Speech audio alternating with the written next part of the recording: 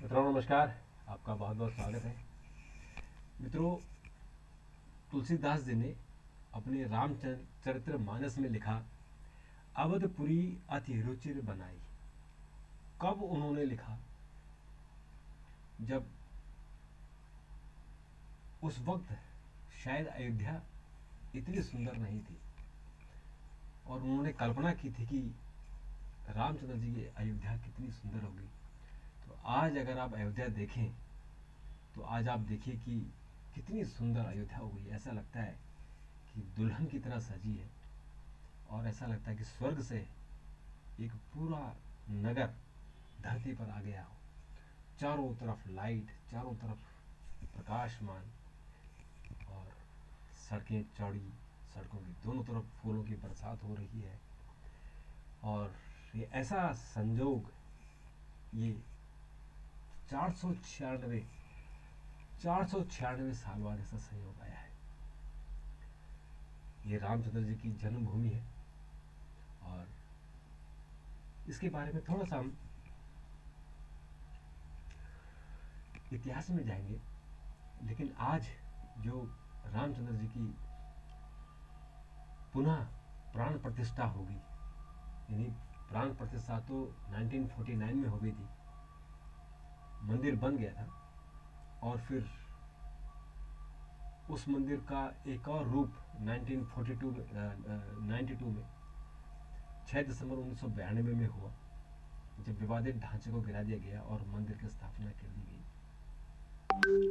और उसके बाद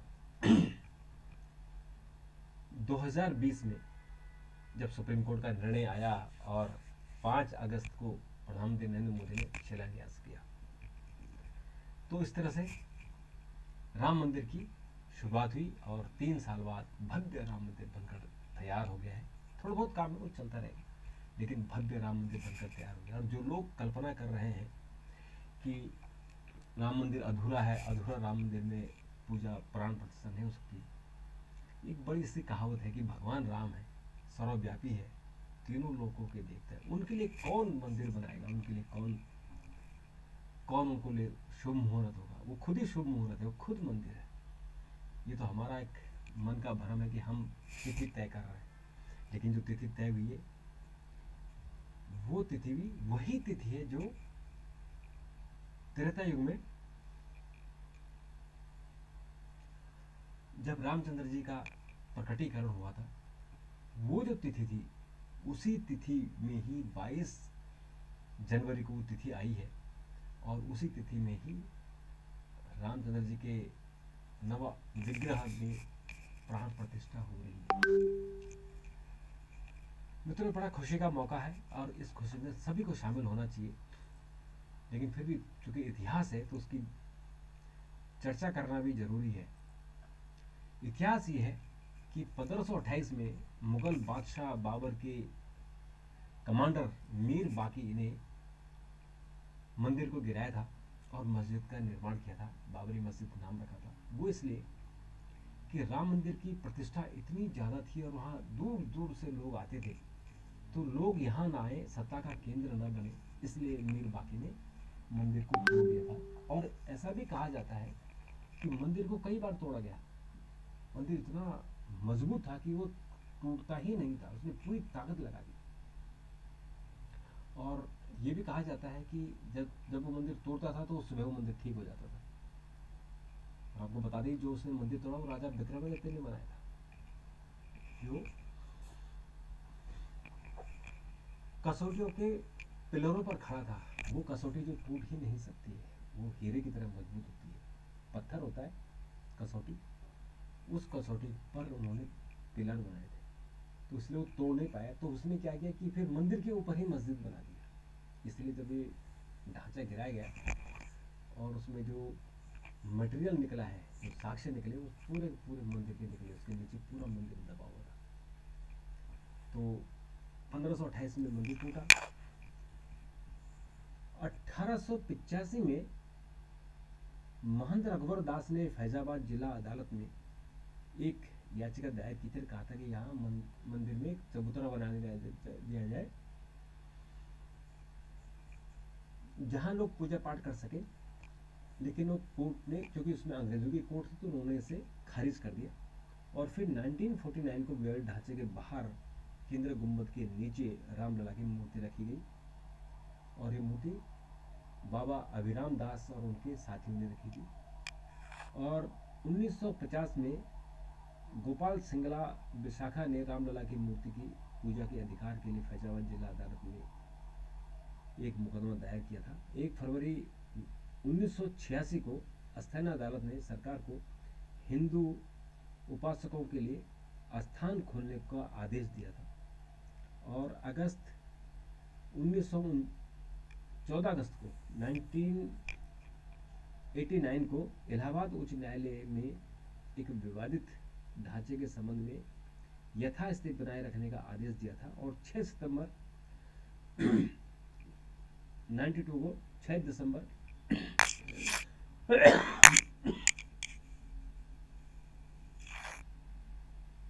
श्री राम जन्मभूमि बाबरी मस्जिद ढांचा को गिरा दिया गया।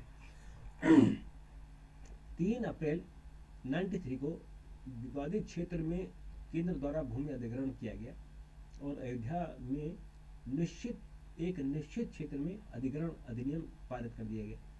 93 में ही अधिनियम के विभिन्न पहलुओं को चुनौती देते हुए विभिन्न रिट याचिकाएं दर्ज की गई, और इसमें इस्माइल फारूकी की एक याचिका भी शामिल थी और इलाहाबाद हाई कोर्ट ने दायर की गई थी।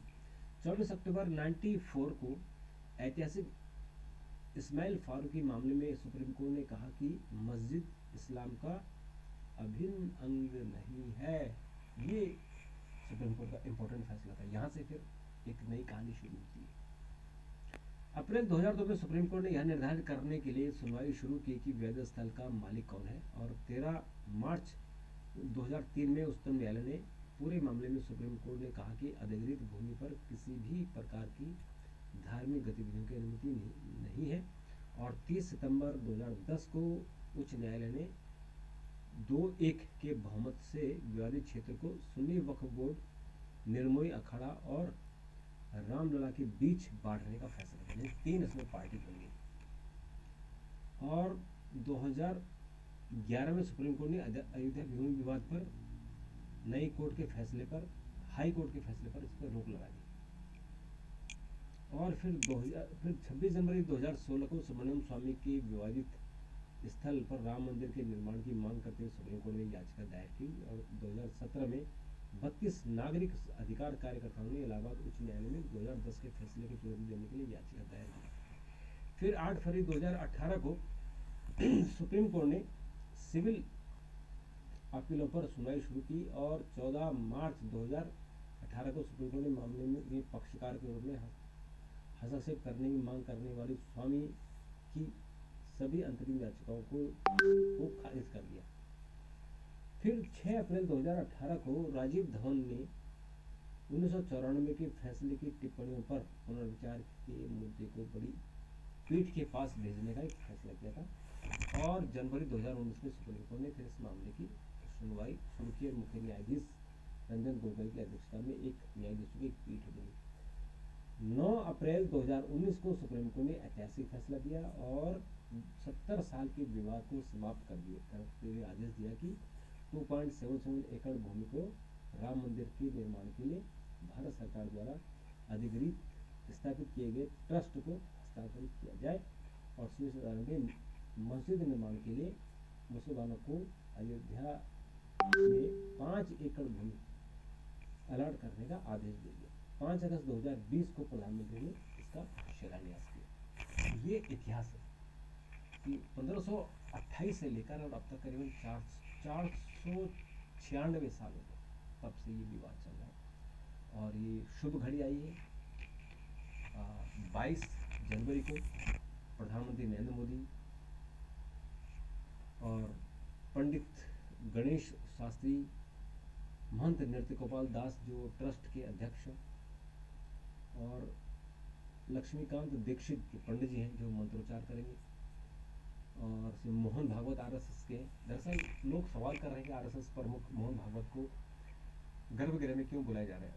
दरअसल इसलिए बुलाया जा रहा है कि ये जो आंदोलन है, दरअसल जो आरएसएस ने अपने हाथों में हिंदू समाज को एकजुट करने का निर्णय ये 1925 में ही ले लिया था। तब से आंदोलन चल रहा है और राम मंदिर आंदोलन को आरएसएस ने 1984 की जो धर्म संसद हुई थी उसमें एडॉप्ट किया था और कहा था कि राम मंदिर बनेंगे, और उस आंदोलन को उन्होंने चलाया और उस आंदोलन के का प्रतिफल था कि लोगों को जागृत किया गया। उसी में ही लाल कृष्ण आडवाणी की जो रथ यात्रा थी जो 89 में उन्होंने शुरू की थी, उसने इसमें बहुत बड़ा रोल अदा किया। और कुल मिलाकर जो आरएसएस, चूँकि लाल कृष्ण आडवाणी स्वयं आरएसएस के स्वयं सेवक हैं, तो उन्होंने सब ने मिलकर, और फिर जो बीजेपी जो आरएसएस से लोग निकले हैं बीजेपी में, उन सब ने उसमें महंतों का भी योग है, इसलिए मोहन भागवत को बुलाया गया क्योंकि आरएसएस की इसमें बड़ी भारी भूमिका रही है। और आज देखिए पूरा देश जो राम मंदिर है उसमें आरएसएस की भूमिका। अभी देखिए जब से तिथि तय हुई कि 22 जनवरी को प्राण प्रतिष्ठा होगी, तो आरएसएस के लोगों ने घर घर जाकर अक्षत वितरण किया, यानी राम जी की एक जो स्टिकर है, एक फोटो और कुछ चावल के दाने, ताकि अपने घर में अपने पूजा के स्थान पर रहो, पूजा करो। और इसमें दो लोग और होंगे, एक आनंदीबेन होंगी जो राज्यपाल हैं, क्योंकि वो स्टेट की हेड है, और मुख्यमंत्री होंगे, वो प्रशासनिक हेड है। तो इसलिए कुल मिलाकर 7 लोग गर्भगृह में होंगे और पूजा पाठ करेंगे। ये 12:05 से शुरू होगा और 1 बजे तक चलेगा। और जो शुभ मुहूर्त है वो 12:29 से शुरू है और जो 12:30 50 सेकेंड के आसपास खत्म हो जाएगी, यानी 84 सेकेंड का कुल मिलाकर ये मुहूर्त है। तो मित्रों, ये कमाल का जो अयोध्या है, अयोध्या धाम तैयार हो गया है। और इस अयोध्या में आज अगर आपने देखा होगा इतनी सुंदर तस्वीरें मंदिर की, और मंदिर के साथ जो अयोध्या धाम की, अयोध्या नगरी की आ रही है, वो कमाल की है, कमाल की है। ऐसा जो अवसर जो सदियों में आया है, 496 वर्ष बाद आया है, और अब हर साल आना चाहिए, क्योंकि हर साल दिवाली वहाँ मनानी चाहिए। और ये हर व्यक्ति जो है राम नाम की धुन पर गोती खा रहा है। प्राण प्रतिष्ठा समारोह में भारतवर्ष के पुनर्निर्माण की शुरुआत होगी, ये मोहन भागवत ने कहा है। उन्होंने एक आर्टिकल लिखा है, पांचजन्य में छपा है कि एक नए भारतवर्ष की शुरुआत होगी,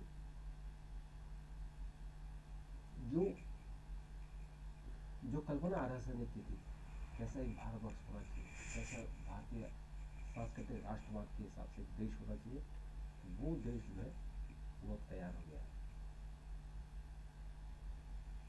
तो मित्रों, श्री राम आएंगे तो झोपड़ी के भाग जाग जाएंगे।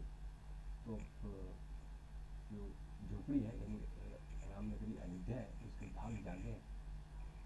और अब 100 मंचों पर 2500 कलाकार बनेंगे सांस्कृतिक शोभा यात्रा के साथ ही। और इसमें 100 मंच बनाए गए हैं, और ये मंच एयरपोर्ट के गेट नंबर 3 यानी लखनऊ में शुरू हो जाएगा और जगह जगह जाएंगे। और लोग वो इन मंचों पर जो होंगे पूरे देश की जो सांस्कृतिक झलक है वो दिखाएगी। और प्राण प्रतिष्ठा से पहले अरिचल मुनाई में प्रधानमंत्री ने राम सेतु के दर्शन किए, और जहाँ राम जी के पग पड़े थे वहाँ पूजा उन्होंने की, क्योंकि वो 11 दिन के यज्ञ में है, पूजा पाठ कर रहे हैं, ताकि भगवान राम की जो प्राण प्रतिष्ठा वो शुभ हो और कल्याणकारी हो, देश का उत्थान हो। और मित्रों, रामलला की पुरानी मूर्ति के लिए भी लोग सवाल उठा रहे हैं, जो 1949 में रखी गई थी, वो मूर्ति वहीं रहेगी, नई मूर्ति के सामने ही होगी, क्योंकि नई मूर्ति, पुरानी मूर्ति छोटी है, बहुत छोटी है।